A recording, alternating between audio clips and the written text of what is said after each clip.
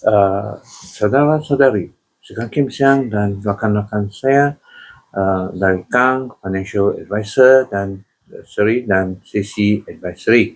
Jadi hari ini kita punya topik ialah laporan berita dari Kuala Lumpur bertarikh 3 Mei mengatakan ramai pekerja di luar negeri ya.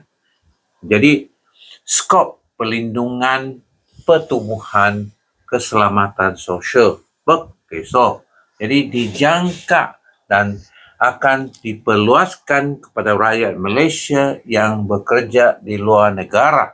Jadi Menteri Sumber Manusia menyatakan bahawa rang undang-undang pindaan Akta Keselamatan Sosial Pekerja Sendiri 2017 akan dibentangkan di Dewan Rakyat dalam masa terdekat sebalik sahaja mendapat kelulusan kabinet. Ya, jadi dianggarkan seramai 480,000 individu berurang hari setiap hari mengatasi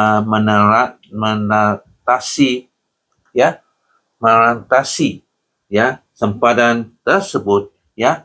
Statistik menunjukkan sebanyak 54 kes kemalangan jalan raya maut telah direkodkan pada tahun lalu. Jadi yang membuktikan bahawa kumpulan pekerja ini memerlukan perlindungan yang sama rata seperti pekerja yang berkhidmat di dalam negara.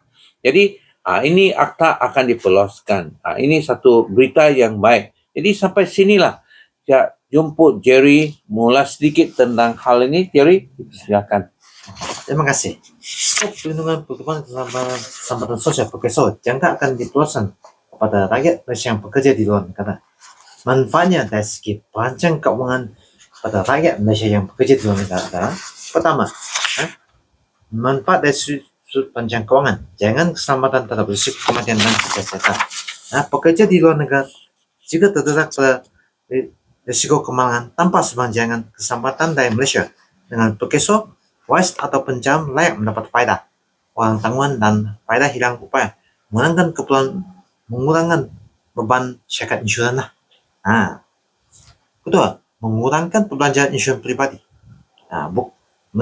Mesti kena beli insurans, mesti mau, insurans sangat penting. Cuma penamaan berkesor mengurangkan beban syarikat insurans saja. Perlindungan berkesor melakukan faedah perubatan, hilang kupayan uang tanggungan, allowance lain sentiasa, pengurusan jenazah serta pemulihan pendidikan. Pekerja masih perlu membeli insurans, memastikan pampasan akan jauh lebih tinggi. Berkesor cuma hanyalah mengurangkan beban syarat insurans saja. Perlindungan 24 jam tanpa mengira lokasi. Skim lindung 24 jam beri perlindungan pada pekerja di tempat kerja, pekerjaan dan luar waktu kerja, menetapkan standar perlindungan sosial yang lebih setara dengan negara maju. Kestabilan keuangan keluarga di Malaysia. Bagi pekerja yang mempunyai tanggungan di Malaysia, perlindungan berkisar memastikan keluarga mereka tidak terdesak pada tekanan keuangan sekiranya berlaku apa-apa musibah. Ini membolehkan pekerja membuat perancangan keuangan jangka panjang dengan lebih yakin tanpa perlu menyimpan dana kecemasan secara basingan. Jaringan jaminan putusan untuk masa hadapan. Dengan kesinambungan calon pekerja, walaupun bekerja di luar negara, pekerja dapat memastikan rekod calon mereka tak terputus. Beri kesan langsung pada kelayakan faedah jangka panjang apabila mereka pulang ke Malaysia. Perjimatan kos banding perlindungan alternatif. Pekerja swasta menyatakan skim baru ini memberi perlindungan setara seperti pekerja dalam negara. Suatu yang sebelum ini memerlukan mereka menambah posisi insurans swasta dengan kos yang jauh lebih tinggi. Setakat ini penyampaian saya. Terima kasih. Ya, terima kasih Jerry untuk pandangan tentang berkesor ya.